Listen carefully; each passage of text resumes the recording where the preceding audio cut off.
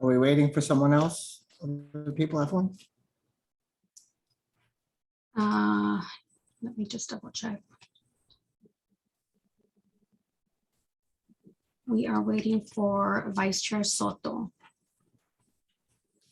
But we have a quorum and you may begin if you'd like. Okay. It is 5:30 p.m. and I am calling the May 19th, 2022 Measure J meeting to order. Do the Pledge of Allegiance. Pledge allegiance to the To flag the flag of the United States of America and to the republic for which it stands, one nation, under God, indivisible, with with liberty and justice for all.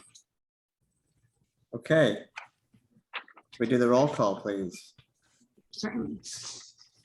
Commissioner Robin, Present. Commissioner Gassan, Here, Commissioner Marshall. He's Like present. here. Commissioner Footer Present. and Chairperson Bernstein. Here. Okay, and Commissioner Craig is absent and Vice Chair Soto has not yet joined the meeting. Okay. hey, Move Evelyn, to accept the agenda. Is there a motion to accept? I move. Second? Second. Accepted. Approval of the minutes. This is from the special meeting of April 20th of the Measure J Oversight Commission. Is there a motion to approve? I so move. I second. Okay, public comment. This time has been set aside for members of the public to address the Measure J Commission on agenda items and items of general interest within the subject matter jurisdiction of the commission. Although the commission values your comments pursuant to the Brown Act, it generally cannot take any action on items not listed on the posted agenda. 3 minutes are assigned for each speaker. Do we have any public comment? Catherine Hatch would like to provide comments. However, I no longer see her. Yeah, she is no longer in the meeting. She wanted to discuss the state of the public parks. Yeah, she is no longer in the meeting. But for the record, Vice Chair Soto joined the meeting at 5:32 p.m. I'm not sure if you'd like to move forward without public comments or whether you'd like to come back if she does join the meeting again. Let's come back if when she comes back. So I did see her as well. So, and I think Jim has somebody who would like a Zoom link, if you could. Yes, we'll do. Give him one. Okay, so welcome comments. So we are continuing with our process of trying to make recommendations for the Measure J. Nancy, you have something to say? Hi, I just want to let you know, I'm very excited to tell you that we have a joint meeting with the City Council scheduled for our budget session meeting on May 8th between 1 and 4. So we need May to, 8th? yeah, so we try to, I know it's short timing, but we have to, I mean, July 8th, June 8th? May 8th. May 8th we're is already now. into May. I mean, June 8th. I keep saying that. I'm still in April. When you work That on was April Mother's Day. financials, you don't know what month of your year you're in. So if we could actually take some action tonight on at least the 22-23 budget, we can always go back the next couple of sessions and go through the rest of the years and then go back to the council at a later date. But if we can at least get through 22-23 and provide that to City Council, we could have you come to the joint meeting on June 8th. Okay, terrific. I do think there's a couple things which we have not, which we were sort of waiting to get some more feedback. I know we mentioned some community initiated projects from Parks and Rec. So potentially when we make our recommendations, we can also have some placeholders in there as well, so that we can give as complete a view as possible.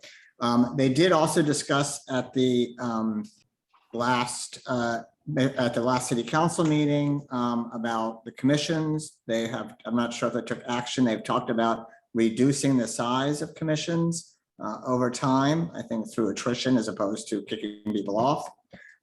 They do not want to have council liaisons, but they did discuss either a quarterly meeting with the chair or reports or minutes. So I'm not sure what action we're taking there. Those are the main comments, but we do have two special guests. So we have Captain Mike Govoloff, the Palm Springs police officer, and we have the chief of the fire department from Palm Springs. So I know that, and on our last Measure J, there was two major expenses for both police and fire, and the commission had not been briefed on the details of what the plans are. So this was a great time to have that information relayed and for us to ask any questions that may come up. So I don't want to take up too much time. So that's the end of my comments, and we'll go to the budget update. And then we'll go to the discussions. Okay, just want to let you know, I think I sent out the same sheet last meeting, but that's okay. As of April 30th, we have collected 13.3 million compared to the prior year, which was 11.2 million, which brings us approximately 2.2 million more than we anticipated. Any questions with that? Nope.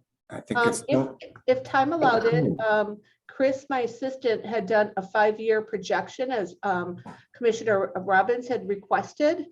And so we'll show you how there is enough money throughout the 5-year program. We can either do that tonight, or if we don't have time, we'll go ahead and do it at the next meeting when we start talking about additional years rather than 22 and 23. okay. Let's see if we can move that to the end if there is time, but I don't want to keep our special guests waiting. And but we do have 2 public comments, so let's go back to that. I think she's back now. Is that right, Evelyn? Yes, she was back. However, we seem to have lost her again. Mr. McLaughlin, did you want to provide comments? You're on mute. No, I wasn't aware I could comment. Okay, thank you. Okay. Well, let's continue, because on our the 5-year capital plan, we had some major expenses both for fire and police. And I thought it'd be helpful if we'd review. I think the only police one was the police radios, which is also police and fire. Is that correct, Joel? No, I think the rate that is for strictly police. Okay. I think it's actually citywide. It did say police. It did say police and fire last time. Yeah, Okay. it's citywide, sorry. It's actually all departments in the city. So if someone would like to address, I think it was proposed for $3.5 million. Just fill us in a bit. Yes, would you like, Jeffrey, you would like me to comment? Yes, please. Well, first off, thank you all for being a part of a city commission. It's wonderful to work in a city where there's so much community involvement. If you don't know me, my name is Mike Kovalev. I'm one of the 2 police captains here at the police department, and I oversee our operations division, which is essentially all of our uniform personnel. So what we're requesting from the city is the purchase of a citywide radio system. As a background, in 2008, we purchased radios for the police, the fire, the airport, and all of our city streets and facilities crews under a system that we're currently operating in, which is called the ERICA system. ERICA stands for Eastern Riverside County Interoperability Commission's Authority. All of the cities in ERICA have elected to make a transition to what is called PSEC, which is a countywide communication system. So we each have an elected official that's part of ERICA. We've made that decision. our current radio system is somewhat obsolete. It works now, it's no longer under warranty. And basically, they're no longer serviceable. The parts aren't being made for it because they're 14 years old. So what we need to do is purchase all new portable radios, which are like handheld walkie-talkies, and mobile radios, which are the consoles that go into the fire trucks, the police cars, and other emergency vehicles for the whole city. That includes the airport and all of our facilities crew. The city manager tasked us with doing a comprehensive look at how many exact radios we would need. And for all city personnel, currently, we're looking at 299 handheld radios and 150 mobile radios. That represents a reduction in the overall inventory we currently use by 210. The total cost for this project is $3.5 million, and that's estimated. The city will receive approximately $488,000 in federal grant funding to offset some of the costs, but that $3.5 million figure is probably about where it's at. This is something we're going to have to do. Unfortunately, just like everything in everybody's house, technology changes and radio systems have changed over the last 14 years, so we need to upgrade.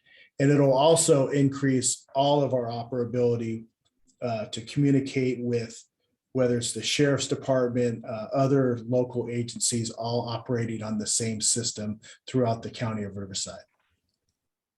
Chief Dalder, do you have any other comments on that at all? I do not. Thank you. Is there any value to the Erica system, or does that just get trashed? That's a great question. I think something can be maybe perhaps sold for parts, but all these radios are going to be ultimately obsolete. I mean, they could be used for parts, but that would have to go through the whole procurement process to auction them off.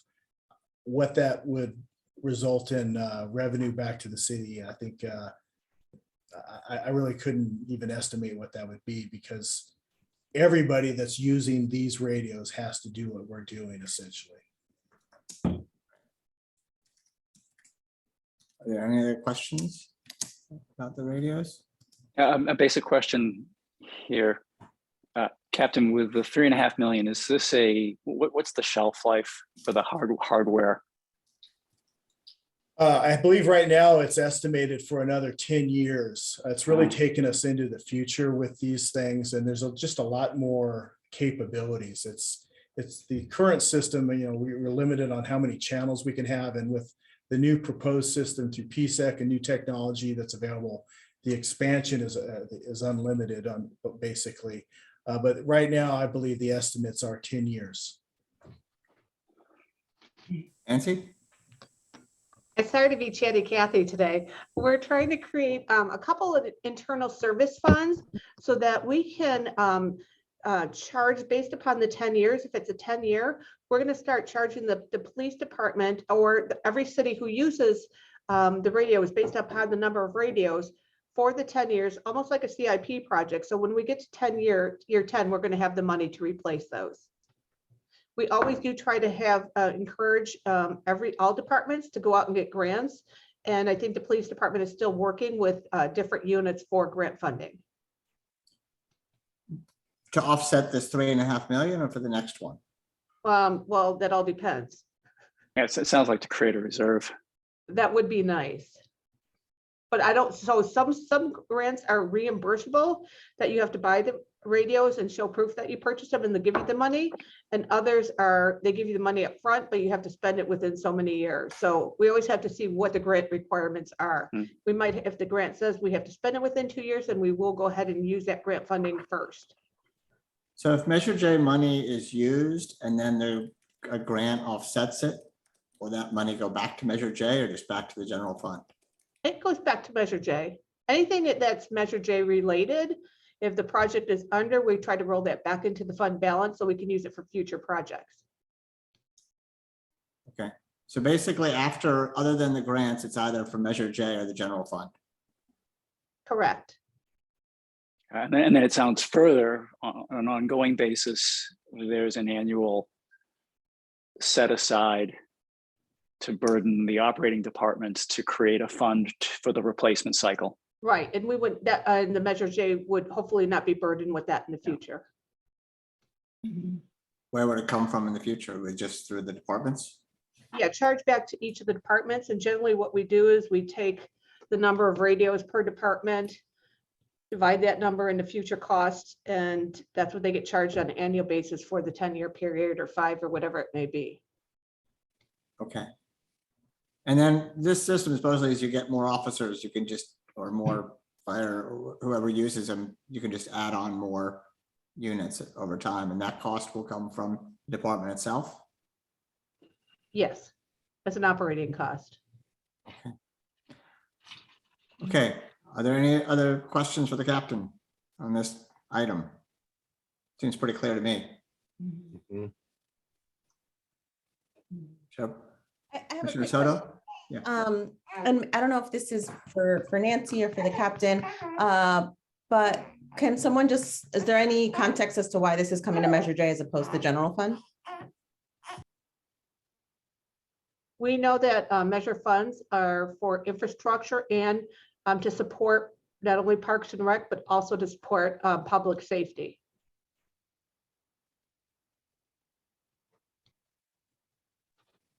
Okay. No more questions for the captain? All right, you're welcome to stay, but I think we're going to go to our public comment now because she's gotten back, and then we'll go to Chief Nolder. I'm sorry to keep you waiting. Thank you, Captain. Thank you. Catherine, can you hear us?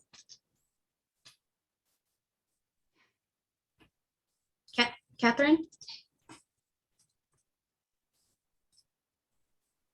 Catherine, can you hear us? Is that your phone? It's on mute. Hello? Yes, we can hear you. Oh, great. Thank you. I'm sorry, I'm having trouble connecting by video, so I just connected by phone. I haven't done Zoom since my kids were on Zoom school. So I don't know, I've never done this before, but I wanted to address the condition of the playgrounds in Palm Springs. I find them to be dirty, unshaded, sometimes unsafe, and they lack any sort of water features in the summer months. I routinely encounter trash and come across some used condoms in Ruth Hardy, which is the park closest to my home. We can never use the bathrooms because they're dirty and they often have homeless people and their belongings in or near them. And I recently tried to use the park on Sunset, and there were homeless people around it, and there was vomit on one of the slides. I find our parks to be sort of an embarrassment, and I was really disappointed when I took my 3 sons to the new one in front of the art museum to discover it had several homeless people sleeping in and around it. And one person was yelling at me and my kids, and we won't be going back there. I know that that's not specifically for children, so it maybe doesn't apply to my general point here, but I'm wondering how our playgrounds are maintained. How often are they cleaned? I and many parents that I know, we frequently travel to other desert cities like Rancho Mirage and Palm Desert or even Cat City in order to access cleaner, more updated and shaded playgrounds that don't have homeless people in or near them. In spite of having more children, I think, and more resources than other desert cities, it seems Palm Springs spends less on them. And I'm wondering what this says to the children and the families that live here. I think we need to remodel our playgrounds, update the play structures so that they can better withstand the high temperatures, so that they have shade for both kids and families. We can look to many other cities like Brooklyn, which is where I moved from, that did this well. I think we should also consider passing a measure that bans adults who are unaccompanied by minors to enter or be within a certain distance from play structures. Again, Brooklyn or many playgrounds in New York do this. Thirdly, Palm Springs kids need water features. There should be water features at the playgrounds so that they can use them when it's really hot without overheating. And many cities do this. And it seems very obvious to do this in the desert. Many of the people who live here, the families that live here year round, can't afford to travel to cooler places And they also can't even afford to go down desert to better playgrounds, especially with inflation and soaring gas prices. I think we should find a way to show our youngest residents and their families that we support and value them by offering safe, fun, and enjoyable playgrounds. And that's it.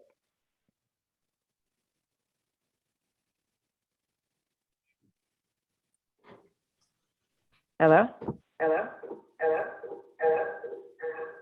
Sorry. Thank you very much, Catherine. I'm not sure, you may have missed the introduction.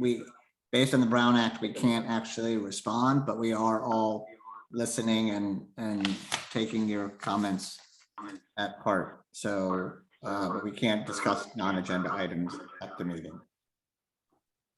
So we want to thank you for your comments and just know that we're not being ignored.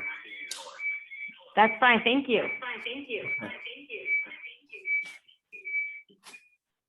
Okay, I think we should move to Chief Nalder now. There was 2 items on the Measure J discussion. One is the fire training facility, which we had discussed previously on its own. And then at the last meeting, we see in the 5-year plan is obviously the 20-year relocation of the $20 million relocation of Fire Station 1. And the commission hasn't really been briefed on this, so it would be helpful for you to explain why this is being asked and what it will result in. And then I know there was some specific questions from commissioners on it. Yeah, you bet. Thank you for allowing me the opportunity to speak, Chair Bernstein, and I'm happy to address that. I'm not sure how in depth you want me to get, so I'll just give you an overview, and then if you have more questions, I'm happy to answer those. So our current fire station downtown is 65 years old, and when it was built to the fire industry at that time, and that industry has changed over the 65 years. Additionally, the city has grown in the past 65 years immensely. And the location of fire stations need to be strategically located both individually and in relationship to other fire stations. And that fire station, number one, the footprint that it sits on will not accommodate a modern fire station, and the vehicles and all of the other features that are necessary in a modern fire station. Number two, the fire station is only approximately a minute away from our western city border, the mountains, and another 3 miles, or, it'll take about, 8 to 10 minutes to get to the next closest station at the other end of the city, which is fire station number 2 when you're going east to west.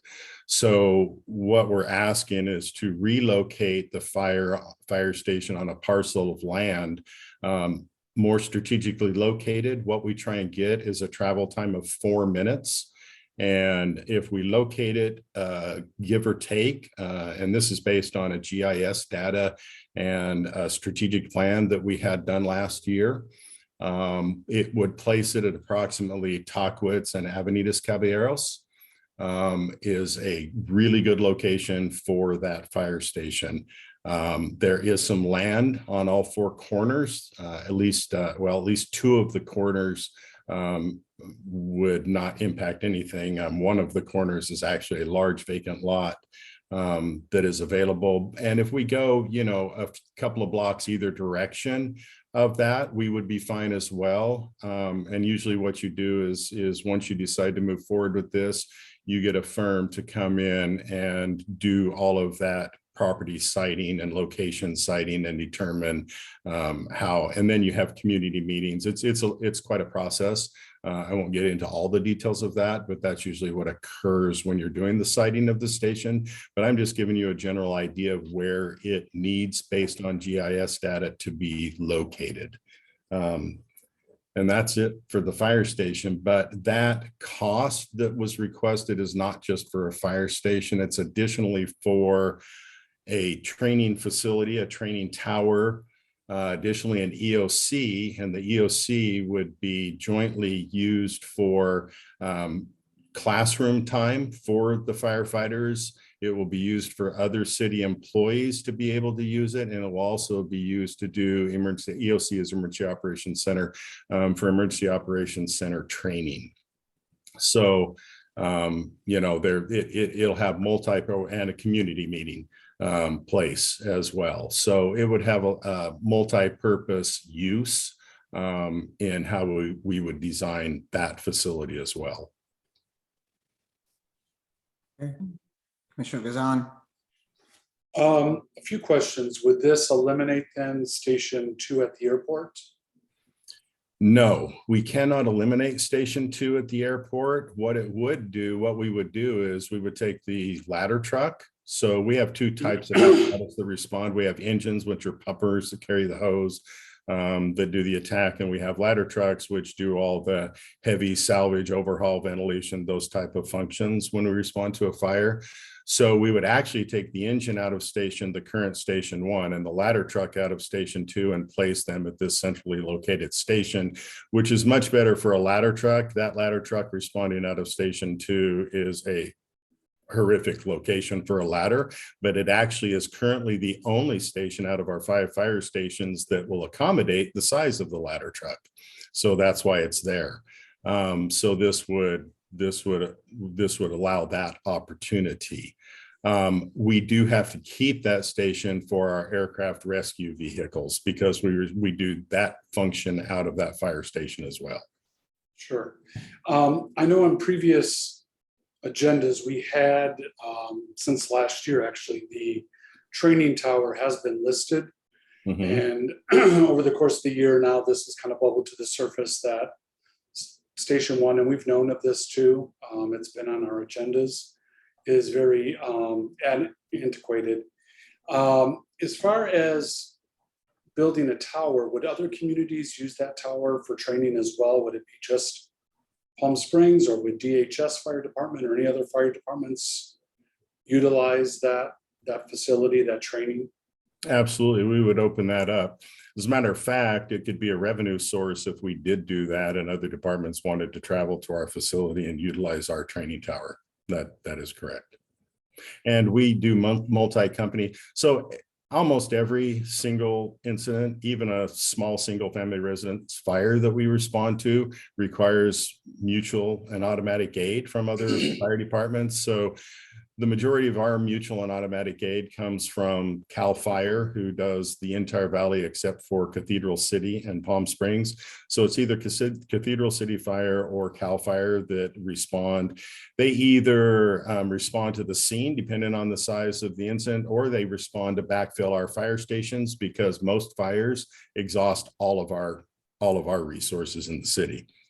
We just don't have a big enough city or enough stations or enough firefighters to handle a structure fire individually. So yes, and what we would do, we call it multi-company operation drills. So we would invite them over to do those with us to make sure that we're all on the same page. But if they wanted to utilize our tower for their own individual training, that would be something we would probably charge them a fee to do. Great. So one last question in relation to that. I know that what made us consider the tower is that someone from your department spoke to us about a year ago, going to 1,000 Palms. It takes staff away, trucks away from the city in case there was an emergency, and then they've got to travel, several miles back into Palm Springs. At the time, it was our understanding that that tower may be located where your training facility is right now off the tarmac. One concern I have, at least individually, is the location of that tower if it were to be off of Tockwitz. When I look at that plot of land that you're looking at, I mean, that butts right up to a lot of condominium homes, and I don't know, I get a little leery of seeing a 40-foot or 50-foot tower and then training happening there. So I don't know, how open is the fire department to maybe possibly having just that facility located at the airport where it might be a little more appropriate?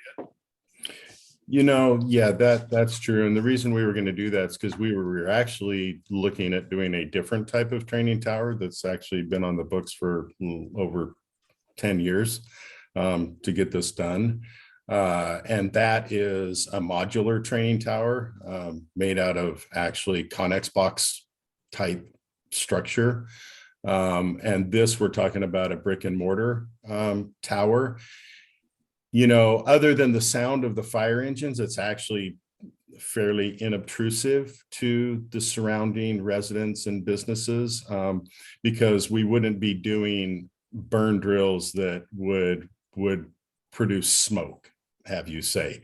The smoke that we use would be an artificial smoke that once it leaves the training tower, it just dissipates immediately. If we needed to do live burn training, we'd go elsewhere. We use propane, which is a clean burning fuel for the props that we would put in this tower. So this is a brick and mortar tower that we're looking at.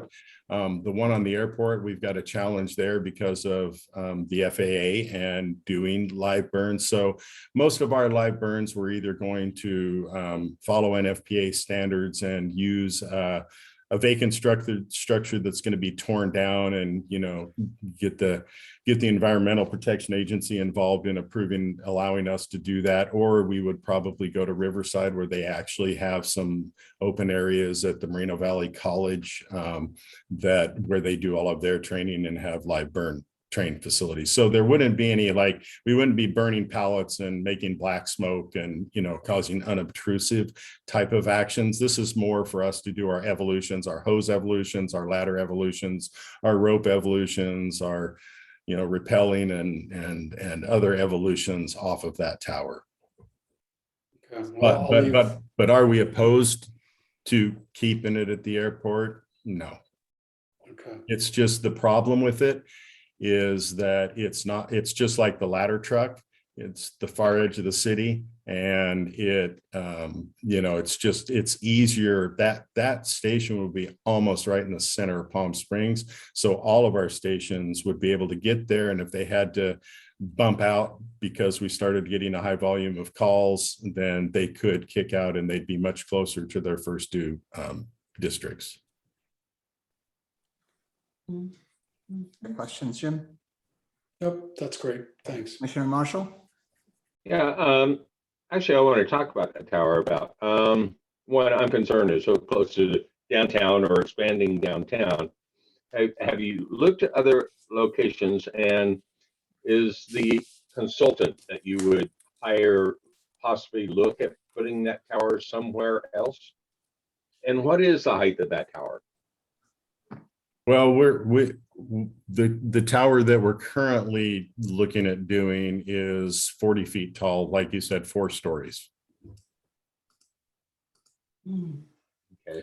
It doesn't take So up would a the large. consultant look at other locations? Well, we don't have a consultant that's even looked at it yet. That would be the process once we have the funding in place and we can fund the design and the property siting and everything. No, we have not. We don't even have a place other than that general area that I said for any of these facilities yet. That's what we. My last question is, would be, how much have we worked with the tribe? I mean, obviously they benefit not only by relocating, because kind of like where they're building up, but you need to keep it close for their needs. So what's their input? How much can they contribute? Well, they can contribute whatever they want to contribute. I have been in conversations with them about these opportunities and about partnerships and different types of partnerships and how we could bring them in as, you know, stakeholders with a voice. Matter of fact, I had a meeting with their top administrative person, Margaret, yesterday, and they have their own emergency manager for the tribe. You know, it's just been a slow process working with them. Do they have, do they have any of their own fire department? They do not, and it's the point that I brought up over, especially I spoke in front of the whole council about 2 months ago and let them know at that time. And yesterday I reasserted the information that they are the only tribe in the state of California that does not have a fire department. All of the other tribes in the state have their own, they pay for their own fire department. And basically it's, you know, it's time to start working on a partnership. Right. And they own a lot of that strategic property that would be the right location. So. That's correct. As a matter of fact, a couple of the tribal members have actually said, we would love to let you have that land. So all of these things are possibilities, but we can't rely on any of the possibilities. Right. We would rather ask for the money that we need and then put it back in Measure J, as the finance director had said, rather than come back to you, you know, and continue to ask for more money. Any other questions, Commissioner Marshall? Yeah. I think Commissioner Robin was next. Miss, am I speaking? No, Commissioner Robin was next, and then you. Great, thank you. Chief, two questions. One is not really substantive. I'm curious, can the project as a whole be split with the footprint of the operations center, emergency ops center, be situated in a different location, or is having it combined important for efficiencies? It's very important for efficiency. Can it be located independently? Absolutely. But the efficiencies come from basically the economy of scale of being able to utilize it not only for our training and having all that in one place and having the administrative staff that handles all of those functions, but also for it to be central to actually other city departments and entities that could also utilize that facility. I was curious about that in relation to a site assemblage. And how, whether that's an obstacle or it's just a characteristic. No, a very good question. Yeah. Yeah. Can it be done? Yes. But optimally, it would be nice to have them located together. Okay. Because it also this cost that we're asking for also includes our administrative offices, which, you know, are also about 40 years old and weren't built to accommodate the current staff. We have 4 people in a single office in our administrative offices at this time. Okay. Second question, more substantive, and this is a tag along to the questions about the fire tower, the training tower. When we heard about it first, or at least more recently, a couple of years ago, maybe. I remember the number. I think it was 400,000 or 450,000. So let's call it half of what we see today. That's a lot of training hours that right now are being held off site. Is there a number, so on a basic rent versus own analysis, a number where it doesn't make sense to build it because it's just plain cheaper and the burden of travel outweighs this nearly $1 million project? Yeah. So when you say like lease, I'm using it as a figuratively. Right now, you and your team rent training facilities off-site. No, we do not.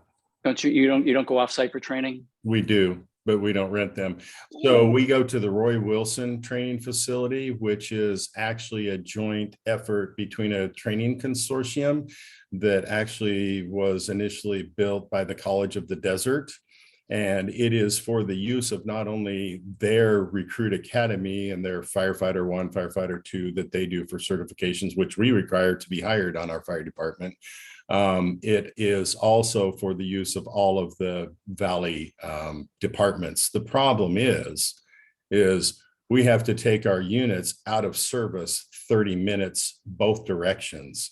And when we have emergencies in our city, we don't want a 30-minute travel time from that facility back into the city to handle our incident. But stuff's burnt down by then. People die by then. It's not good business to go to a facility outside of your jurisdiction. How much? What would? Sorry, I have a visiting dog at my feet.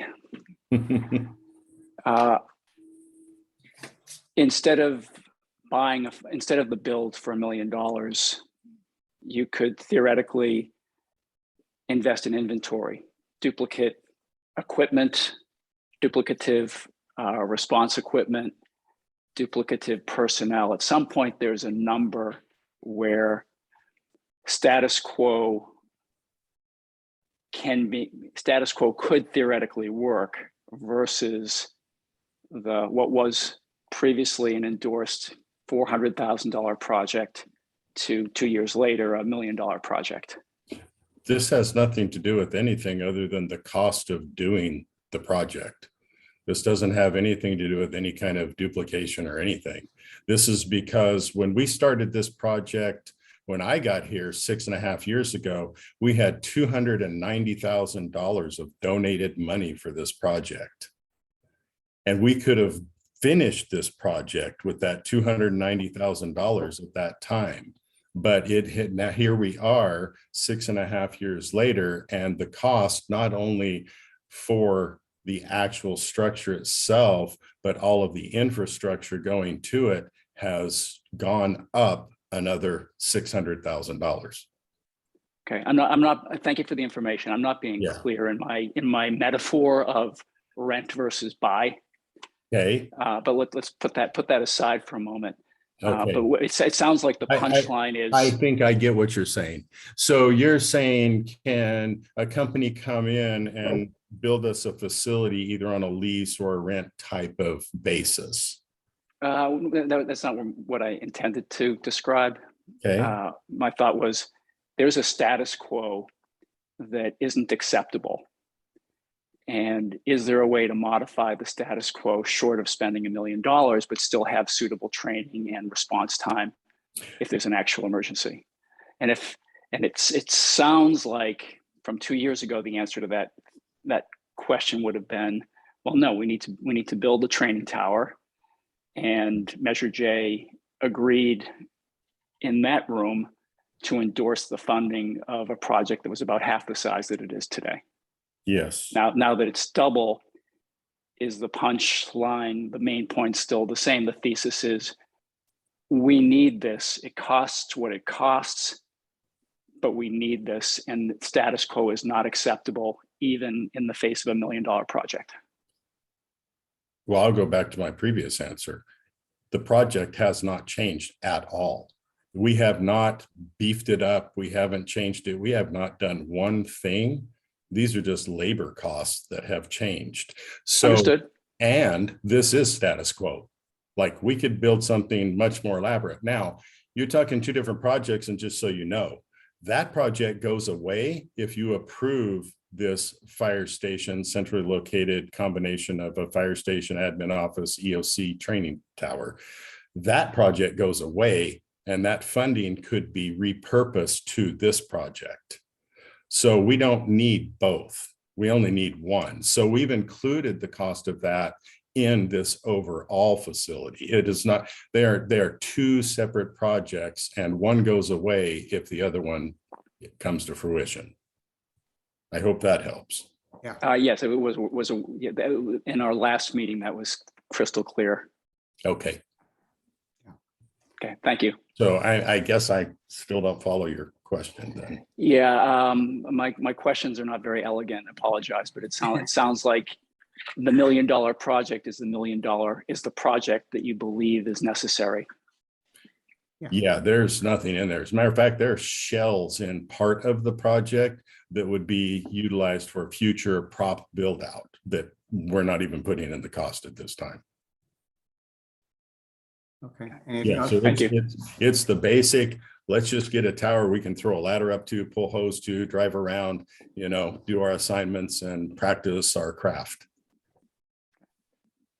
Thank you. Mm-hmm.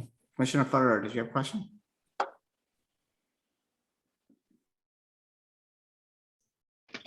That was my question. If it could be built separately or you need it as total project, and you've answered that very well. Thank you. But my other question is, the fire station is not, it's 4 or 5 years off. Is that what it is? So I think Joel would be better to answer that question on the 5-year CIP plan. So that's the way it's programmed right now. And if priorities change and we're able to expedite it, depending on, what the design, the acquisition of land, in maybe 2-3 years, we would probably move to construct it. There's other forms of construction that we're looking at, possibly maybe exploring private partnerships, private-public partnerships that do these things very well and do them very fast. So there's things to explore. But for now, my capacity and the way I've designed my 5-year CIP is I'm looking to build it in 3 or 4 years. That's sort of the way I laid it out. okay, and then but that means you wouldn't have the fire training facility until then. Correct. That would be the decision, right? If we go forward with the full relocation of fire station number 1, I would say it would not be prudent to design and build the standalone tower because we're going to incorporate one in the other tower. And I think that's what I was hoping that the chief would say, and he did say that. So that's pretty much the answer. Okay. Commissioner Gazan, do you have another question? Oh, Commissioner Futter, do you have any more questions? Okay, Commissioner Gazan. Feel like we're belaboring this to death. I mean, could we separate out the tower if the tower was to be at a separate location? If it was at a different location than downtown? I honestly feel you're only getting the tip of the iceberg with pushback of that tower location off of Tockwitz in the downtown area. The neighbors, the planning commission, there's no way it's going to happen. It's just going to be way too sightly. And I just don't think that kind of activity is appropriate for a residential area so close to, the city core. So if it were to be in a different location, whether it's the airport or on the north side or whatever, I mean, you're literally just on Alejo. The way people drive in this town, you can easily get to the center of town on Alejo in literally 60 seconds or less. So, I mean, to me, that is a very appropriate location if those were separated. And if this is really important and something that the fire department needs sooner than later, again, common sense dictates to me, build the damn thing, put it by the city or by the airport. And yes, you're going to have support for a new fire station as well. But that's just going to be a much slower, longer process. And it would be unfortunate to lose out on the fire tower if that is something that's more immediate for your needs for training. But that could already, start happening, in a year. And it's unfortunate that things fell apart several years ago when you had that grant money or whatever. But anyway, so I'm just throwing that out there that I don't know. I realize that one is included in the other, but could they be separated out, especially if it's 2 different locations? Yeah, no, and you bring up some very, very good points, Commissioner Gosselin. So yes, and and that's why I say, and you bring up a good point. I mean, we could just right now we could choose another location and move forward with just the tower, and then take that cost out of what we're asking for the fire station EOC, right? And do that project right away. If there were anything that was a priority, it's getting that project done. And what I said, usually what happens, and Joel can confirm this, is when we start doing these, there are many community meetings. And if it did start going south, like you said, because we're not going to do anything in a vacuum. We're going to involve the public, and it may be decided that tower just needs to come out of that project, right? We like everything else in there, but we don't want this tower downtown. Now we'd be a year later from all that process before we started our tower. So I agree with you 100% about that. And yes, can we do that? Absolutely. And just to clarify, because it's $20 million is what's in there for Fire Station 1, but we also have the $750,000 in there for the fire tower still. So, but you're saying that would be 20 million total, whether it's at that same location or not? No, I'm saying that we would, and I don't remember the amount. Joel would know better. I think it was close to 23 million. Is that correct, Joel? Yeah, that's what we have in our cost estimate. It's yeah. So so this tower in that project is actually a brick and mortar tower, and the tower that we've been working on is just the modular shipping container project. We would rather have a brick and mortar tower.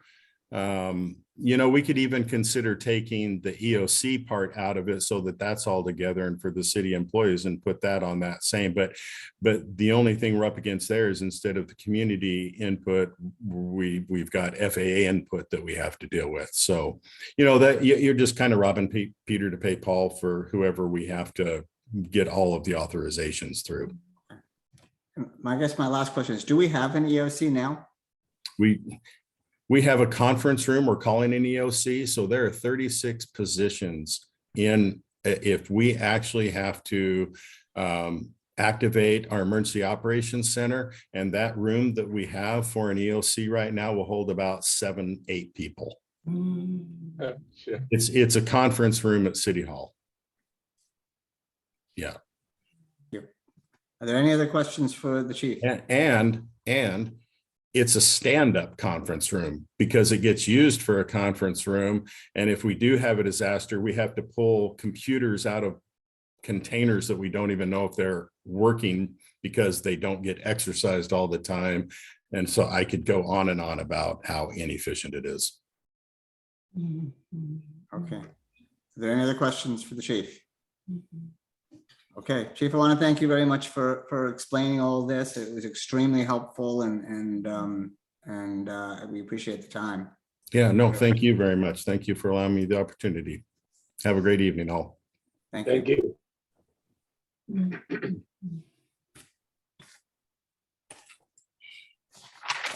Okay. So now we can go back to the 5-year capital plan. We actually have gone through almost everything at the last meeting. I don't think we discussed or made decisions, but we did get the update from Joelle.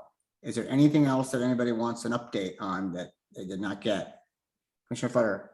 I would like to talk about the library funding and be clear. The figures that are down there for 22-23, is that inclusive of the possible grant for 7 million?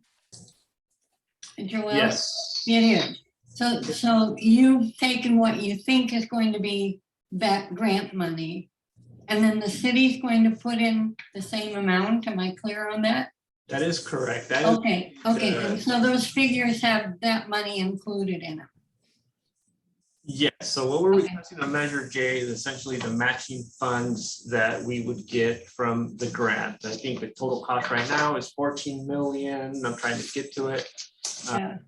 It's 14 million. So 7, what's going to change would be from Measure J, and the other would be from the grant. Yeah, thank you. But this, you have 7 million in our 5-year plan for us right now. Is that right? That's correct. So then it's the other 7 million matching. Why did I think it was 10? Okay. Are there any other questions on the projects we've gone through?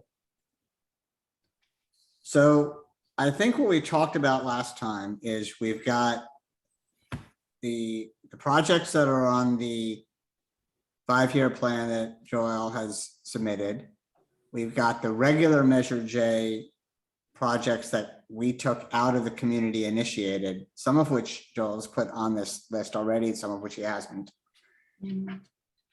Then we have our community initiated projects, which is included, but not, I guess you included 1.5 million, even though we had 2.5 million. Is that correct? Yeah, the way, let me get to that with my project number on. 2220, I think. 2220. Yeah, 2220. Give me a quick second there. So the way I set it up is we went back to the $1 million for year 1. So 2220, we have 14 projects, I think, for the community initiated projects. The first year I was looking at $1 million for those projects, knowing that some of them we could get done right away, others were going to take a lot longer between when we vetted them and not vetted them. So the way I set it up was 1 million over the next 5 years, and year 1 and year 2 would be trying to complete the projects, the 14 projects. Okay, but then in the budget it goes to 1.45 million. That's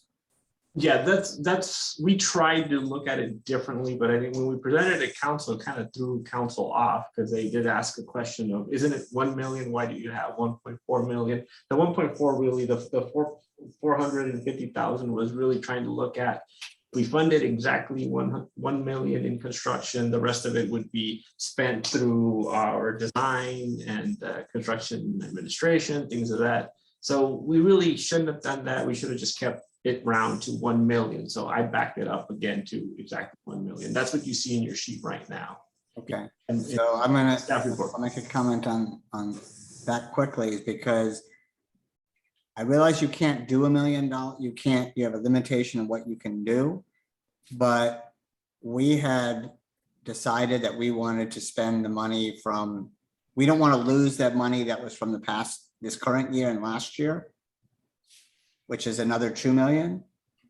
And so I think, I realize you may not agree with that, but I think we as the commission said, we want that 2021 and 22 million dollars in here. So they may not all get done this year, but we wanted $3 million worth of community projects over those 3 years. And I think that would be our, I don't want to speak for everybody, but although that is what we said before, that would be our recommendation to city council, that it's $3 million for these 3 years. And then after that, it's $1 million a year. Just so you know, so that it's not as though we're taking now, we don't want to take our community projects and move them, the ones we approve, to 22, 23, and 24. Depending on capacity, we want them. Right, and I think you, as a commission, you can present it to the city council. Right, when we did this little exercise on your sheet on the back, I think we projected for the 14 projects about $1.7 million. That's what it would cost to deliver those. But that is without vetting any single one of those projects, right? We don't know the true cost of those projects. So it could grow to 2 million, 2.2 or more, right? So if you say it's the 3 million, and council agrees and they allocate 3 million in year 1 for community initiated projects, that money is going to sit there until we actually get through all the projects, essentially working on them. And it could be year 1, year 2, year 3 until we actually get through doing that work. We understand. I mean, although, as you said last time, any of these projects, you don't know any of them, the budgets could change on anything. Correct. So they're really all kind of in the same boat. So the next thing I wanted to clarify is that you have the 1.7, and that's where the additional money comes in that is not here, because we specifically left some things off, like the parks, which there was probably, I can't remember the number right now, close to $1 million worth of funds of projects. And we asked them to go back and prioritize because we had 23 different projects. So I just want to be careful that we don't completely lose all of those, because all of those parks projects submitted by Parks and Rec or other individuals are now not here at all. So I just, as a reminder, the commission, we didn't just say to take those off. We said we wanted input on that. So that will have to be clear when we speak to city council or present to them or put it in our report, that we still have, due to timing, we still have all these projects that we have not been able to review, but we don't want to have off the table. So we'll have to figure out how we put I mean, I think in the document that we send, we're going to have to be very clear about, here's our recommendations, although here are the things that we don't know, but we don't want to lose them.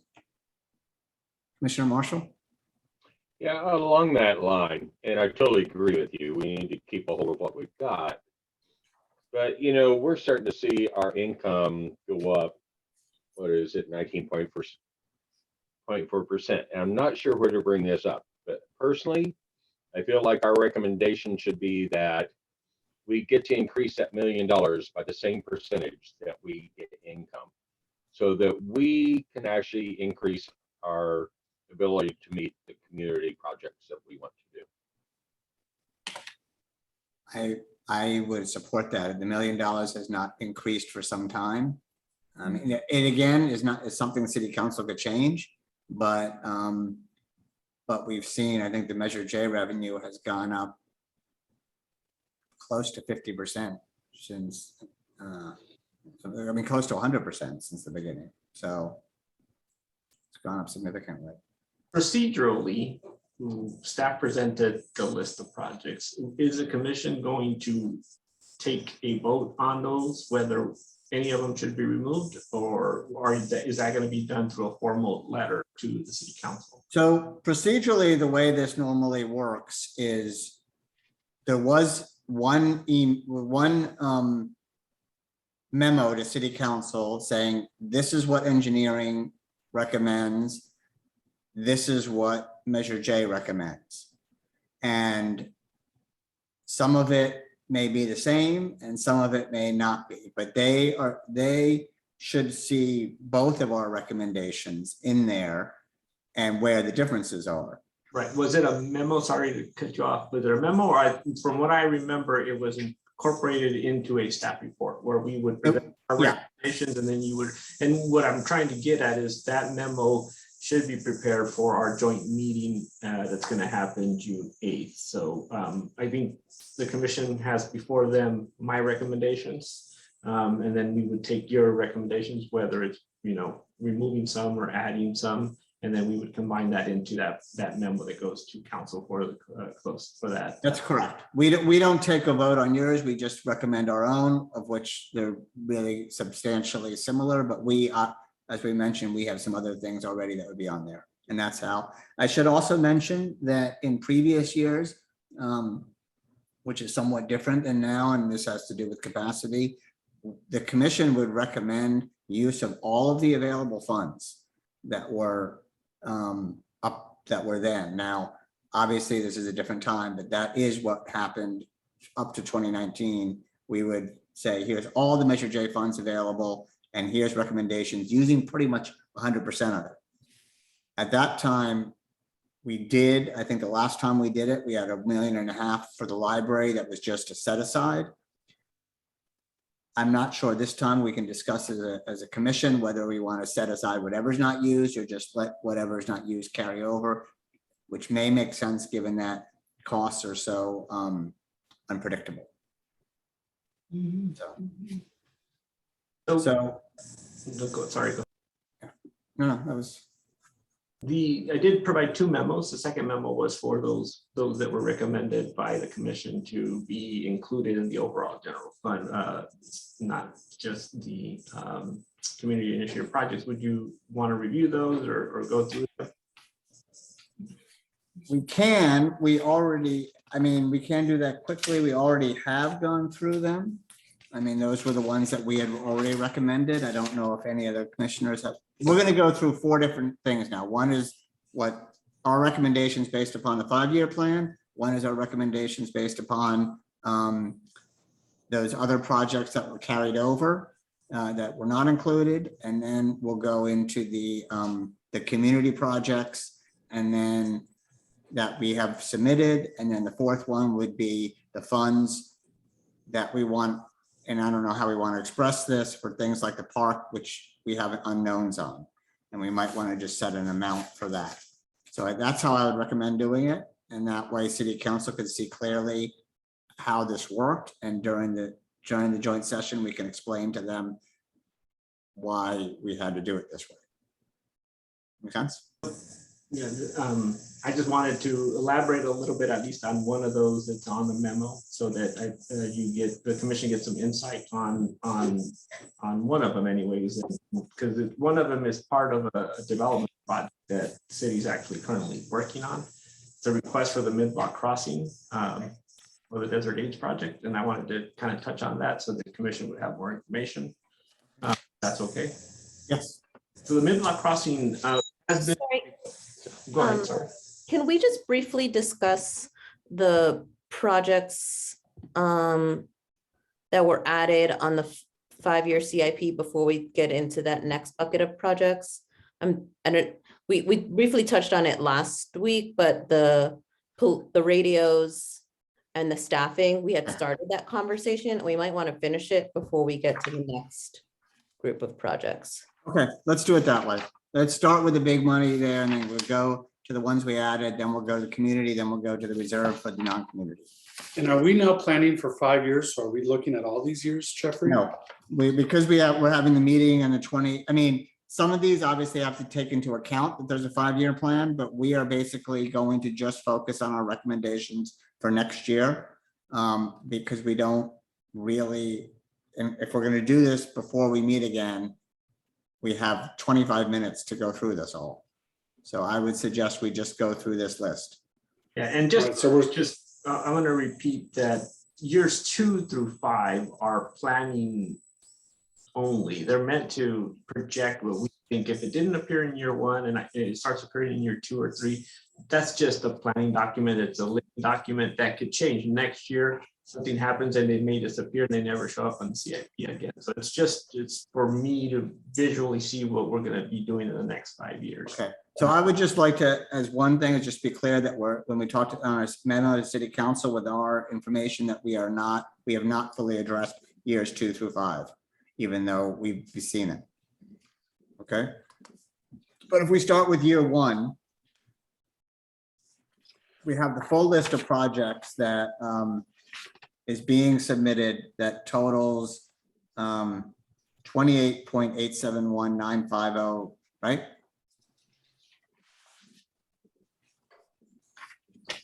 Are there any discussion on changes from what is submitted on this to city council? Yes. Starting with Commissioner Gazan. Well, I motion that we take out the police radios or only contribute a much smaller amount to them. The last meeting we discussed that should be more general fund. I also think we should take out the project manager cost. And then we can discuss this motion. I guess we should probably discuss the fire tower, as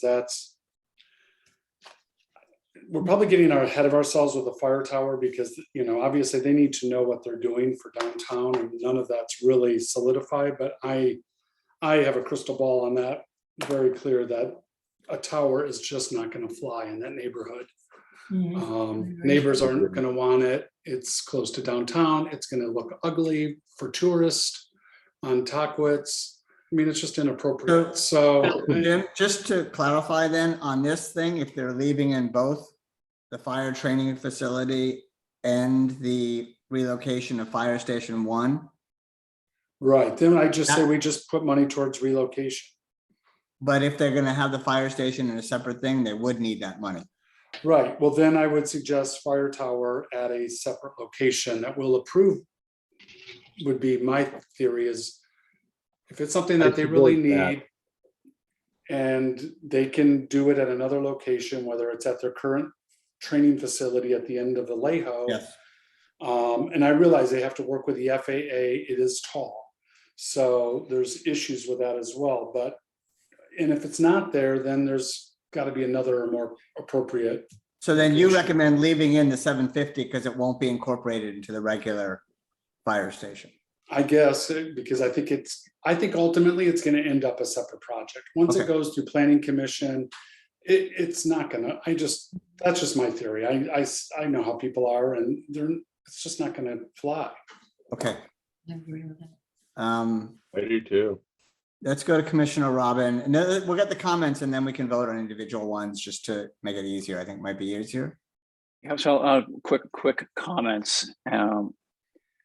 And I agree 100% with the analysis on the fire training location and why it should be a separate project. The roundabout, I don't know why we would put $1 into it. But that's, maybe I'm just blind to the importance of the findings of the report that we've discussed several times. The relocation of the fire station, this is such a big project. It's hard. I think it's hard to do much in substance on this line item without getting clear direction from City Council stating that Measure J is going to be a large funder of such an immense project. One way or another, I think we would be a participant in it. But 20-something million from Measure J is going to be the Measure J fire station. And we'll see how much else Measure J can pay for. So I'm hesitant on taking a position that Measure J is underwriting this project in whole. Okay. And typically we don't. And we may just say we want to put 1.6 million here, but we're not necessarily committing beyond that until we understand other sources. Yeah, and I think that framing it that way is a good approach to this. I don't object to participating in it. I'm nervous to see so much of it coming from Measure J. So on the mechanism of the community projects and how that's listed, this might be repetitious of what others have said earlier. I think we should call out the next budget year as being a $3 million line item for community projects. Pickleball courts, it's a small number relative to the $1 million project, but a big question that I have on pickleball courts is who's asking for the money, and is this a party with agency? In other words, Parks and Recs should be asking for project funding, and I think it's been a civilian request so far. So I think that it's premature, and premature also because somebody within the city, some group within the city, has to identify and secure the location. I'm not sure how much of any planning money would be used to a project that literally can't be located. On the police and fire radios, it's a large item. I have no objection at all to Measure J funding that. And the staffing allocation, I think it's perfectly acceptable to have Measure J contribute to salary costs in order to manage and execute projects that are generated by Measure J. You can't ignore the cost of project management one way or another, where we would be funding it. If that were embedded in a third party as a line item in the project cost, we wouldn't even be having this discussion. Okay. Commissioner Soto, any other comments, Commissioner Robin? I've got No, all you. thank you. I'm at the end of the list. Thank you. Commissioner Soto. I'll try to be really brief because I know we have so much to get through. So around the concerns around the fire training tower and facility, my general thoughts are I'm fine kind of setting a certain amount that we feel comfortable with, but I think the mechanism to give our feedback around location is around the community process. And that's going to be the most streamlined way to kind of give our feedback on what spot is most appropriate. So that'd be kind of my take on that. For the police and fire replacement radios, I would second Commissioner Gazan's motion to take that out from this list. I totally recognize that they are completely necessary, and they should probably come out of the general funds, not out of Measure J. These are also more kind of consumer, like consumables in my mind, things that will expire. They're the equivalent of computers in Parks and Rec in my eyes. So I don't think they're appropriate for Measure J. And around the staffing,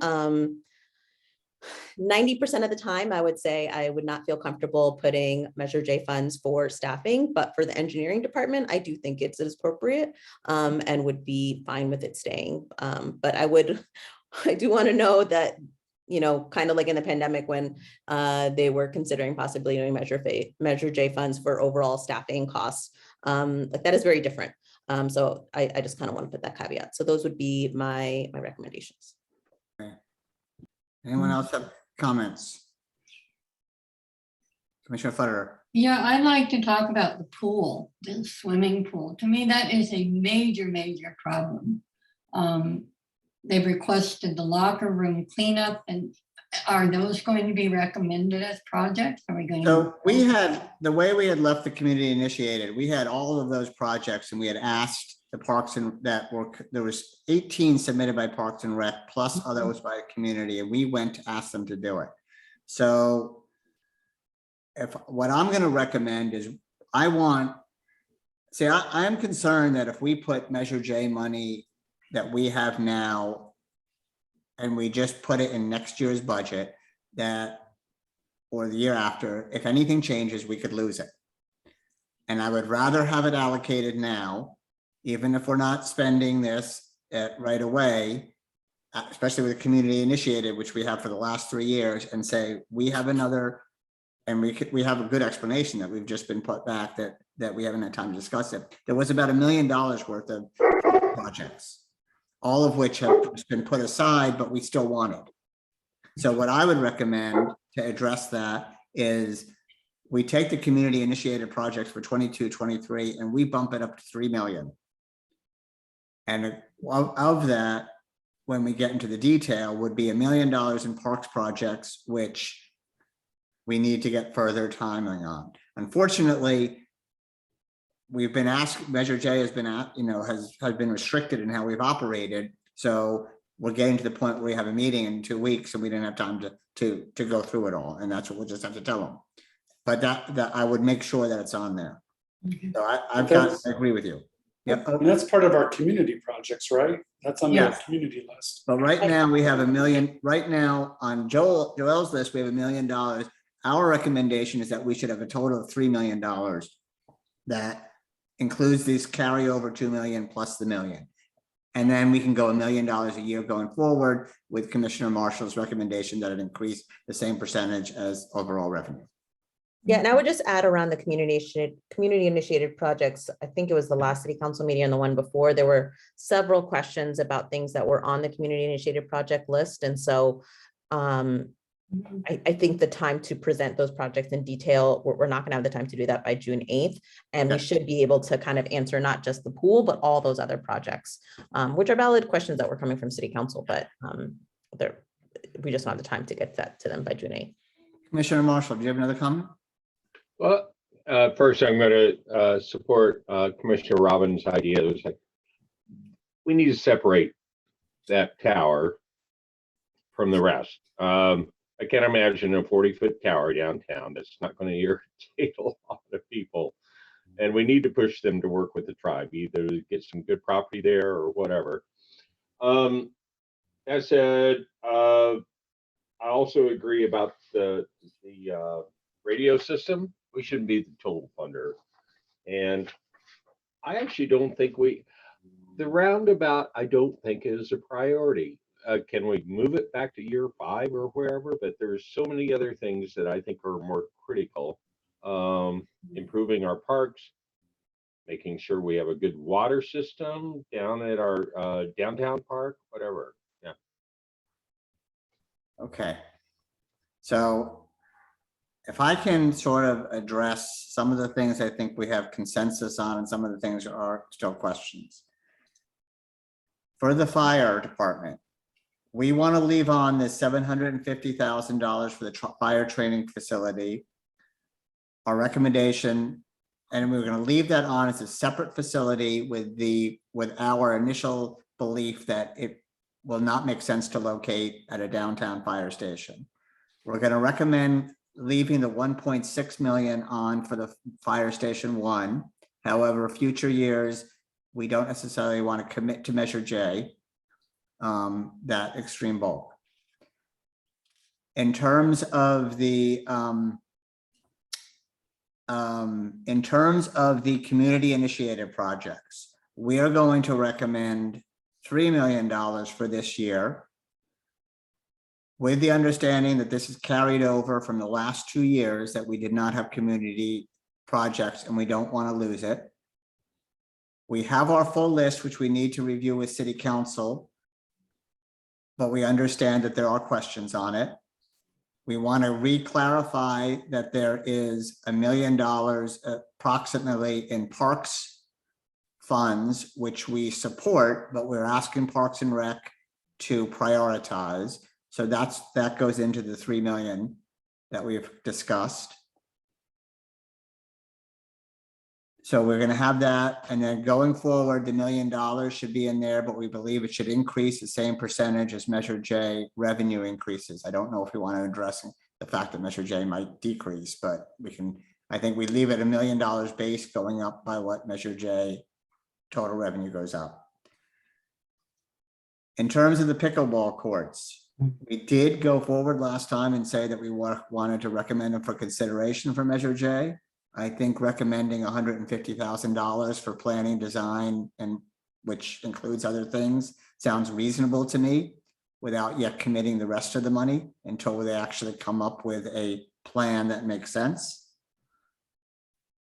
On the police and fire replacement radios, the question I have now is, do we want to take it out altogether or suggest that Measure J fund half of it and the rest go somewhere else? We have, I think we've agreed on everything I said so far. Is that correct? Yeah.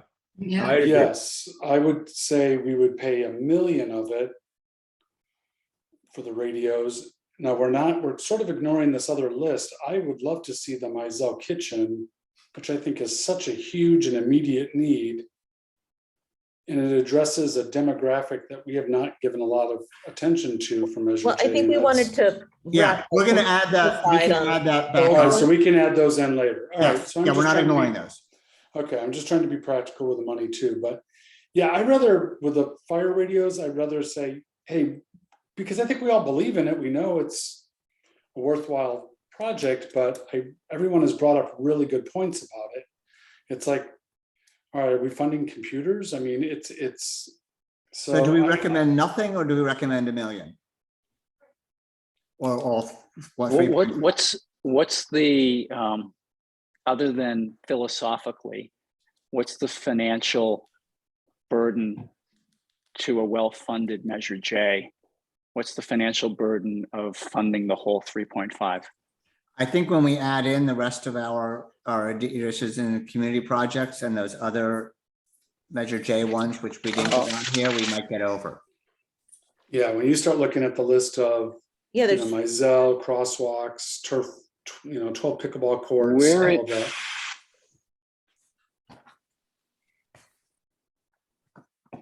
That's on the other. yeah, so Yeah, this is maybe- list one, just Joel's recommended We're just project. going with Joel's first list now. The other ones will come up, that those other 9 projects, I believe it was, we can discuss next.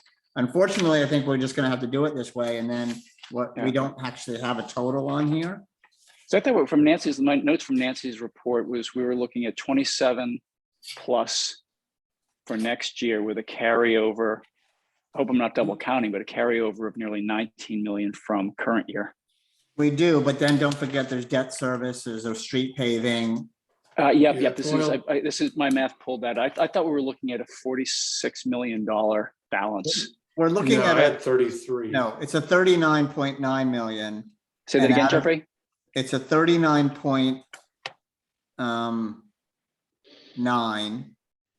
it's gotten that high? Last meeting, it was just under 34. I'm looking at the one, Nancy, are you here? I'm looking at the one from, oh, wait, that's April's. Yeah. Yeah, look at the current one, your 39. your beginning fund balance for 22-23 is 39 million.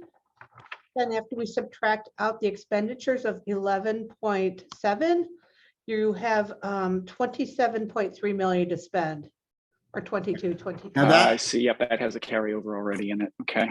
That has the carryover. Part of that does have $1 million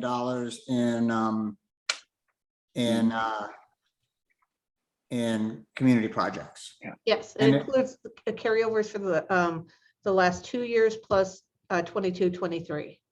Right, but it only has $1 million. We only have the other 2 million. The other $1 million from previous community projects has to still come out of the 39 million, right? Because that's part of your carryover.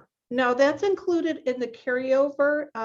If you look at 2021 continuing appropriation, the $1 million is included in there. So then if you go to now 21, 22, we have the million there, and then 22, 23. So that's going to be 3 million. So we actually are, so that $1 million has really been put aside then? Yes, from 2021, it's included on the continuing appropriations of 13.9 million. Do you see that 13.9 million in 2021, the last expenditure line item? The million is Yes. included, the million is included in that. But in our proposed 22-23 budget, where we have is that included in the unexpended reallocated funds? Or not? No, because it's already allocated. Okay, so we do have 3 million. So actually, we're going to be talking 42 million now we have, because there's 3 million from previous years. And everything's carried over, it's accounted for, so it's still 39 million. Because So if we ahead. want to add, I understand. So if we want to have $3 million in community projects, we have the $2 million that's already been allocated that hasn't been spent. Correct. So theoretically, we have 30 million, but there's still $2 million in community projects that we haven't allocated this specific project. Yeah, it's included in your schedule as if we spent it, like it's allocated. So that's included in your deduction from your 39 million. Okay, so however we present this, then it is $1 million new for the new budget, but we still have $3 million worth of community projects that we're proposing because we have the old ones. I don't know how we make it. We're going to have to make that clear to city council, since we haven't met with them in 3 years, that money is there. Correct? You are correct. So on the radios, should we say it's $1 million with the rest to look for at this point now, and the rest that we think should come out of the general fund? I'm fine with that. Anybody have any changes to that? Well, I totally agree. According to the paper, we're going to have an excess. So why are we carrying the? All right, so let's put $1 million. I mean, part of this is, and Joel mentioned this last time, this is actually one of those things that could be spent pretty quickly and happen versus a lot of our projects, which will take forever. So I think there's a value to this, because some of these projects may end up dropping off anyway, just because we find out they're too expensive, or there's other funding or some other reason. So let's do that. The Plaza Theater, I wanted to go add on to, because we did recommend $1 million, but I still, on our caveat, we recommended that ours would be the last $1 million. So that may not be something that I don't know whether engineering agrees, but we want to make that very clear that that's our recommendation, that our $1 million is the last $1 million. It is committed so long as they raise the rest. Correct. So the engineering project manager, I'm going to be honest. I mean, I do think it's necessary, but I think it should be a general fund. I think staffing is not what I do, but I'm not going to fight this if this is what the commission views. Should we take a vote on this? Right. Sorry. I would recommend maybe we vote on or I'd feel more comfortable if you could vote on the radios and the staffing. Okay. Personally, I'm fine with the staffing. I'm not fine with the radios at any level. Okay. So thank you. So with the radios right now, staffing. I would ask that we would approve it only if they are dedicated to Measure J. If they have extra time, they can spend it on the city. But no, this is to make sure Measure J projects are done. Joel did clarify last time that practically that would be impossible. So exactly. I just want to be clear. An allocation. And that's why I do not recommend spending it, because it can't be realistically dedicated. Can't allocate it and spend it. Let's go back to the police radios. Does anybody want the full 3.5 million? No. No. All Not right. if we don't have it. So now we're going to choose between nothing and $1 million. All those in favor of nothing? Naomi, all those in favor of $1 million? Yes. Okay, $1 million we do. Now with the project manager, all those in favor of funding it? Joel, did you want to clarify anything on that project manager Yeah. from the last meeting? Well, technically, every single project that we have with Measure J sets aside 5 to 10% of funding for administration, which is literally paying for the project manager to do that. So having a dedicated fund for the project manager, they will be, when I hire them, will be working on a lot of the Measure J projects. A lot of the time they will be using that money and they will be associated with Measure J projects because there's lots of them. Other than that, I'll still continue saying that it's, we can monitor it. We have our system where we can tell exactly what project is being worked on and it can be properly accounted for. The money being spent from Measure J can properly be accounted for every timesheet, every time period. So that's pretty much all I can say. And trust me, I know you need the staff. I just think I believe it opens a can, personally, it opens a can of worms because it's the same with the fire and the police and other people. I'm not the same. It is a similar thing. So, and I believe you need more staff. Absolutely. Mhm. And I just think we are flush with money. So, I mean, supposedly, and this is unfortunate, the city manager said it publicly, but we are flush with money. So let's take a vote on what our recommendation is. And your recommendation can be different and they can go with yours. We know that. So the answer is, Commissioner Futter, did you have a comment before we vote? How long do you want to finance this for? Can we put a time limit on it? Because it helps Joel and his crew move things out of here. If you hire someone, it's going to be every year unless they Every year. find, I mean, that's what we're going to commit to. And then I don't know what happens with CalPERS and all that other kind of stuff. I don't know how that works, but I would recommend all those in favor of the project manager coming out of Measure J. I'm okay with it. All those not in favor. Okay, we are not recommending the project manager. Okay, we have now, have we gone through everything on Joel's list here that does we otherwise do? Evelyn, are you taking down all our comments? I mean, I can confirm with you later if you want, but I don't know how we're going to write the staff or who's writing up the staff report, but we can do that. So are there any other, Commissioner Marshall? Where are we on the roundabout? I don't know. I personally think the roundabout is silly, but I think we had already recommended it previously. Am I correct, Joel? So I think. Did we? No, not totally. No, you talked about it, but you. Didn't we have 100,000 before? Yeah, there was a design, there was money set aside for the design. For a study or We are using it already for design of the roundabout. But there's another 400,000 for design. I think this is something I would like to see us vote on. Okay, I'm happy to. All those in favor of the roundabout $400,000, raise your hand. I'm fine with it. We've discussed it before. All those not, we did already spend another 100,000. Is that right, Joel? Yeah, so this is an additional 400,000. All those not in favor.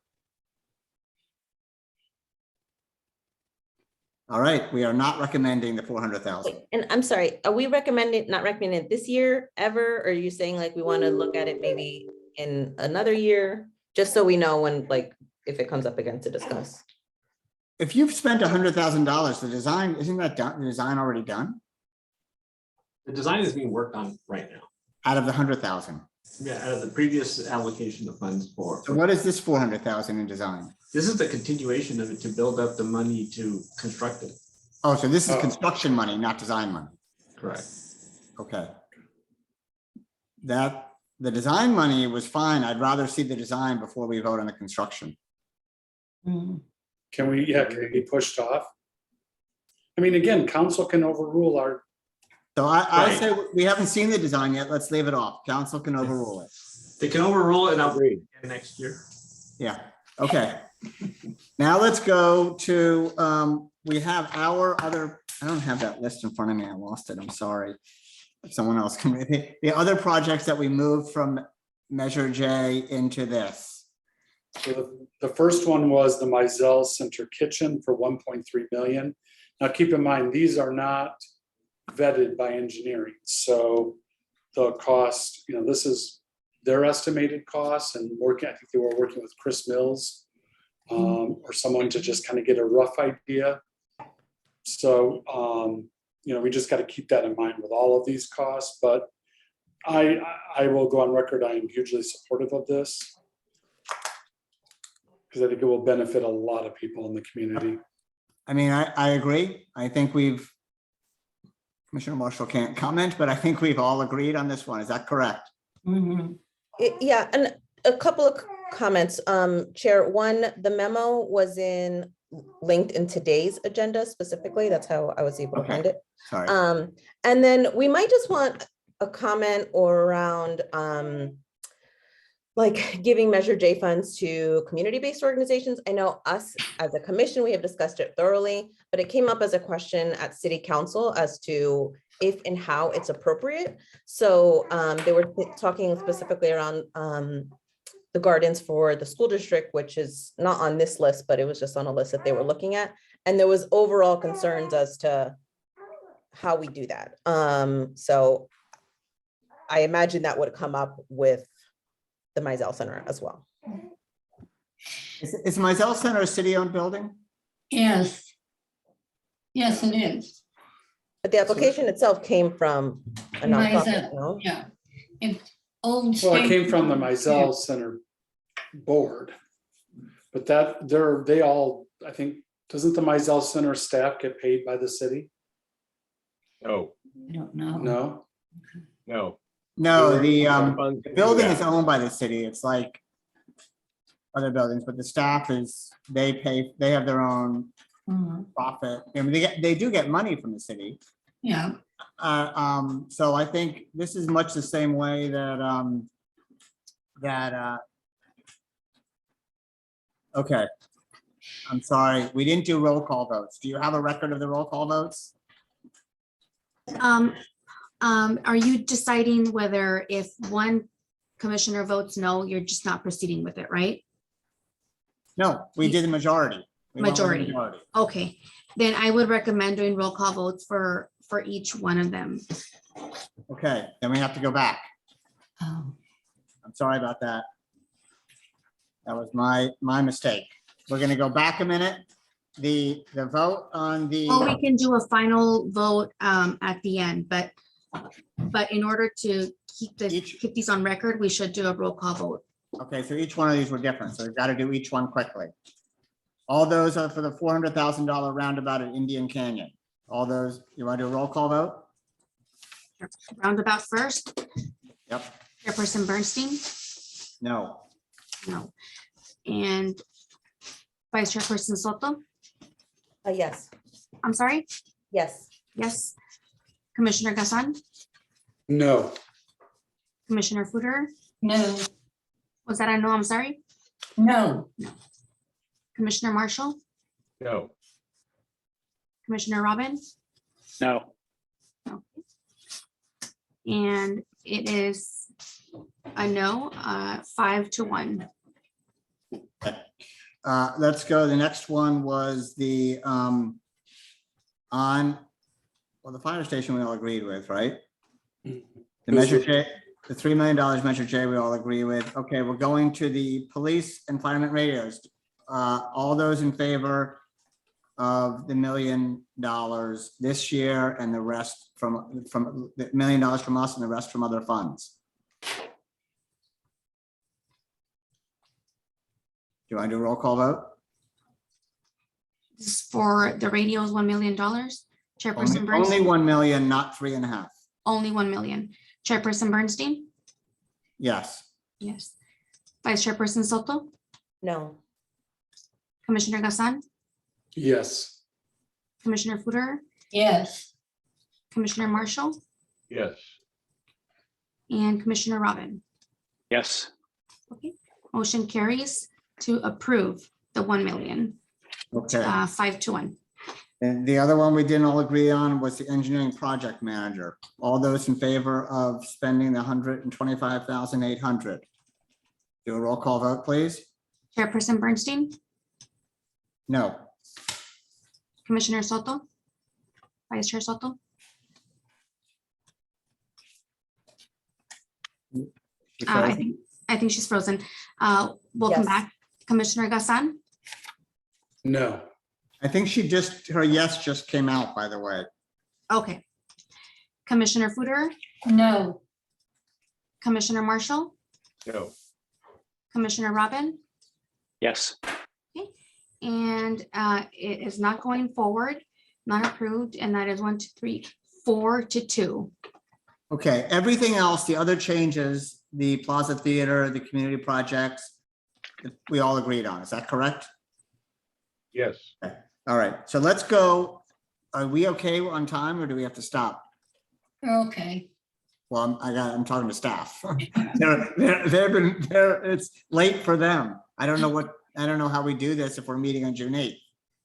Right, I think we've agreed that we can try to push it through, and we're here to support you. If we expedite it a little bit, that'd be appreciated. Okay, let's do this quickly. So we have the 8, well, they're actually not 8 projects now because we've already covered, Plaza Theater. and we've also covered the pickleball courts, which we're changing our originally we said recommend 6 to million, 100,000 to $1 million. I think changing it to the 150 for design this year and assessment actually makes good sense. Does anyone disagree with that? No? Okay, so let's go forward on the other 6 projects that we have. Do we want to recommend, is there anyone who wants to break these up, or can we go, even though we've discussed them before, do we want to recommend all 6 of these? Before you do that, I did want to weigh in on the mid-block crosswalk. Okay, Reviewed that, we were not in favor of supporting the design. We asked for a traffic study. This traffic study really doesn't support it now because the growth and the warrants really aren't met until sometime way in the future. It's so close to Vista Chino. I think it poses danger for the pedestrians. So staff has never really been in favor of that. And I just wanted to voice that before you made your decision. okay, I agree with staff. I would do too. I'm on that intersection at least twice a day, and that would be scary. okay. I'm not tied to, I mean, I trust staff. I think there were people, somebody did cross it and get hit by a car, which is why it came up, but so does anybody support the mid-block crosswalk?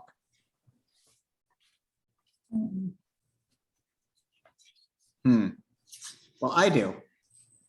So let's do a roll call vote. Mid-block, The mid-block crosswalk. Chairperson Bernstein, Yes, Vice Chairperson Soto, she says I do. She's on chat. Commissioner Gassan, Yes. No, no. Commissioner Footer, No, Commissioner Marshall, Yes. Commissioner Robin, No. and that is actually a tie. can I make a quick comment? Yeah, Because it's really not a mid-block. It's very close to the intersection, I think, where they're proposing.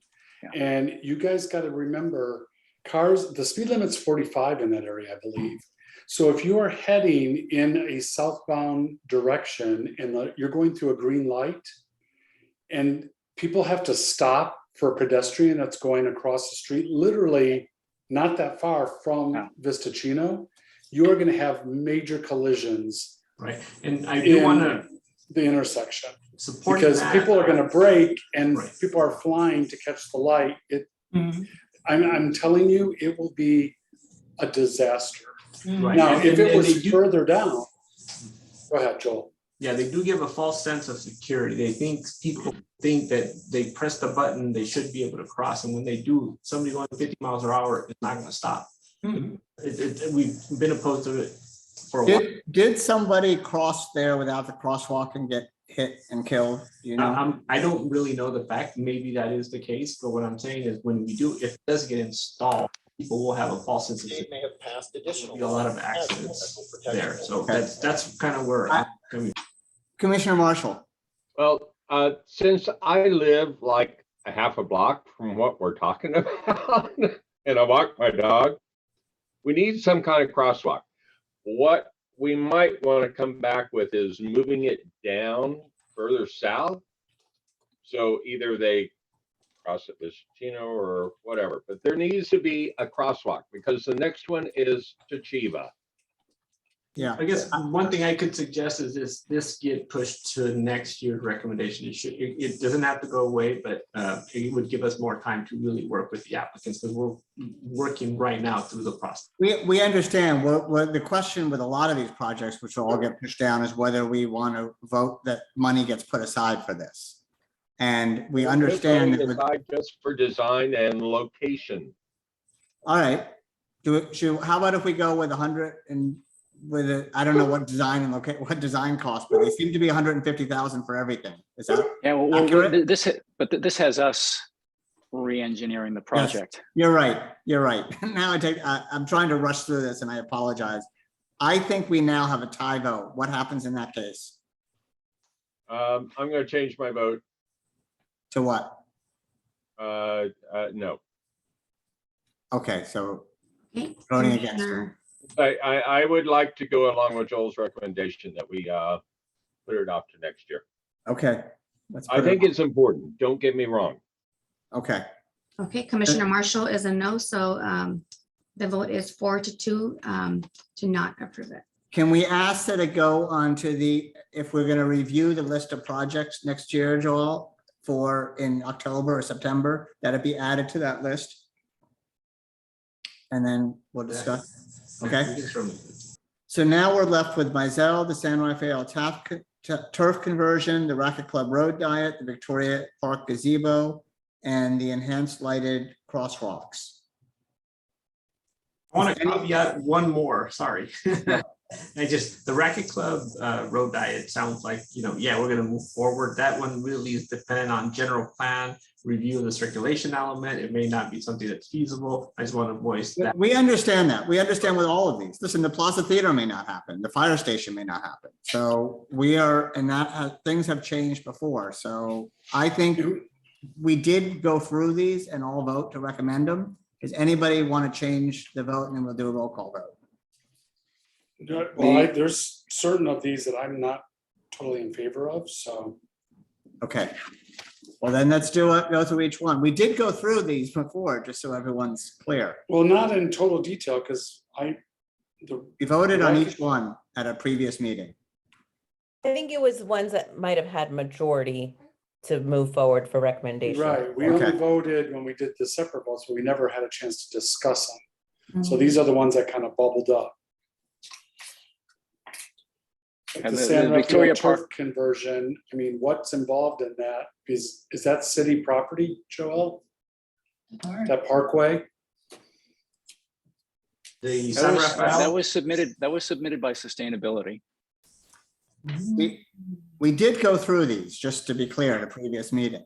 I mean, we can go through them again, but these are on here because we went through them and voted on them. We may change it. We voted on them when they were in a big list. But We went and they had a through each, description. we went through each of them, all 59 of those, and made recommendations on each one individually. Okay. Now, am I correct at that meeting that we did that, Nancy? Yes? You're shaking yes. That's how this list came up. I thought this was more bubbled up from the voting that we did individually, but we don't have to get caught up on that. I know that I never got a chance to discuss this. Okay. I don't even know what the Racket Club road diet is, and is that even allowable? That is a major artery, and that's reducing 2 lanes in each direction to 1 lane. So I'm going to be, these are all had submitted ones. So at this point now, I think we should just do we're going to do a roll call vote on each one. And, because we've got to have something to submit. And the answer could be, if we don't have a positive vote, we can move it into consideration for next year. If we don't have a majority vote in favor of, we move it into consideration for next year. Does that sound fair? Totally.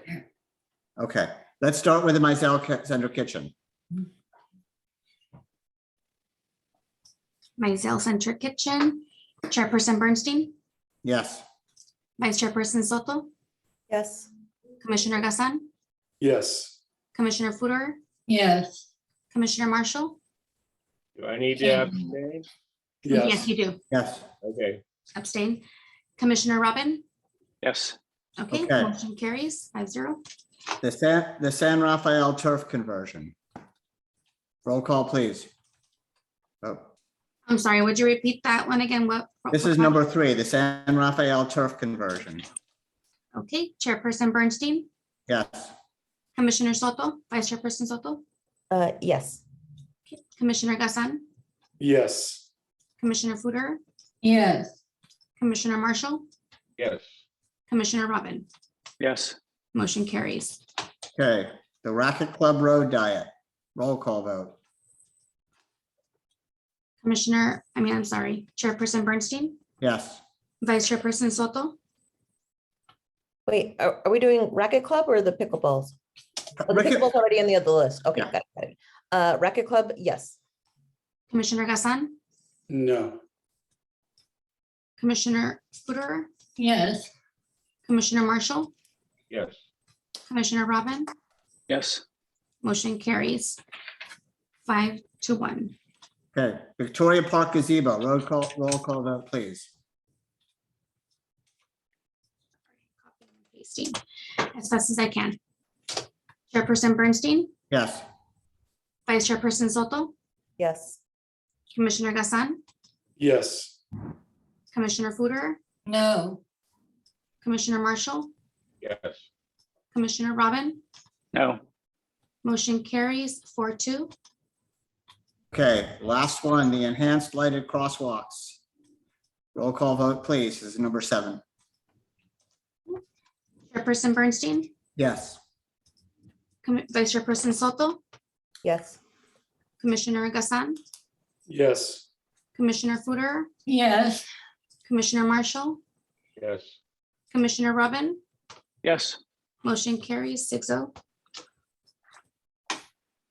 Okay, we now have on our community projects list, we have the $3 million, which we have the list, we've gone through, which includes $1 million in, we know that there's parks funding and that's why it would be on there. There was a couple small ones with the Arts Commission that we talked about, the charging stations, if they could add the art. So I think what we have to do is we can't go through all of these again. So, but I think we have a pretty good list and I think we should present that entire list in our city council thing and I want to make sure we include the parks things so that what was presented and what we have asked, because until we have a chance to hear back, we really can't make any further decision. Does everyone agree with that? So we now have, based on this, am I correct that we have our recommendations now to city council? It's a bit confusing, but we've gone through everything. Is that correct? I agree. Okay. I don't know if you want to just do this staff report and you want anyone to look at it, or if you just want to do it, but I think we're all in agreement and as long as it just reflects what we've discussed. And we will be prepared to discuss this with city council on June 8th. I just want to make sure that whatever we do at the end of this meeting, that we voted and everything's clear and we don't have to come back again, considering a couple meetings ago that we didn't vote and we didn't say what we were supposed to at the end of the meeting, so we had to come back again. So is there anything we need to say or do, Evelyn or Joelle or Chair Bernstein, to solidify this voting in this meeting? I do not think so. The only clarification is we have several things which are going forth in recommendations which have not been fully vetted. And I think we have to make that clear. So the $3 million in that we have for community projects, the fact is that if we decide not to go with a single one of the parks projects, it would actually go down. Because that we only have a 1.7 million. Commissioner Marshall? Can we get a preview or a draft of what we just did so we can, like, if there's any objection, I don't want to get surprised with something that I didn't see of what we just did, the minutes or whatever. In terms of procedure, will anybody have a chance to see it before the minutes are published? This is a question, this is I can send like an action, a minute action. And then we can also, just to clarify that we're all on the same page, we can make a motion. For example, the chair can make a motion states, we decided to not move forward with mid-block. Yes, Mizell. San Rafael, yes. Summarize the way we voted and then make a motion, so that we're all on the same page, so that it's just one motion at the end of this item, if you'd Well, like. maybe you want to say, you want to give it, Evelyn. I don't know if Chair Bernstein has written it all down, and then they could make the motion at the end. Would you like me to do that? yes. Okay, so then to clarify, I can move forward with the notes that I have. And it was a yes for Mizell. Well, Mid-block, the thing is, you've got all of our comments on the other ones too. I don't know if we want to go through every single one again. So they've already voted on every single one of these items. We have a record of it, so Yeah, wait. so we have the record of the vote. What I Yeah, would that's it. suggest is that if you want to send, because it's confusing, if you want to send it to me, I am happy to make a comment and you can go back and clarify from this video if there's anything I have wrong. Right. But I will look at the video beforehand and see if I can show you that if there's anything wrong. You're pretty good at this, so I don't suspect there will be anything off. So, I mean, Yeah. you're the most capable person there is. So, I think you take very good notes. So I'm going to move that that's how we do it. And I will speak. And then if there's anything that there's a dispute on, we'll have to that will have to be in the minutes that this was not clear how Measure J voted. This is a Okay. great example why if we could get feedback earlier in the year, we won't be in this situation. This is exactly right. If we had started this as we asked for and questioned, and even some of these things that were, that engineering doesn't agree with, we would have not had this issue. And I have made this clear to City Council, and we can make it clear at our joint meeting. But we want to move forward in a positive way and not dwell on what did or didn't happen. So with that, are there any other commissioner comments? No? All right. So first of all, I want to thank staff. I know you guys have incredibly long days, and this is very difficult for you. And I really appreciate you enabling us to finish this now. So thank you very much. So with that, do we have a motion to adjourn the meeting? So A moved. motion. Okay. Marshall and then Gazan second. So this meeting is adjourned at 7:27 p.m. Thank you again. Thank you, everybody. A lot of good work. Thank you. Yeah. Thank you all. Thank you. Thank you.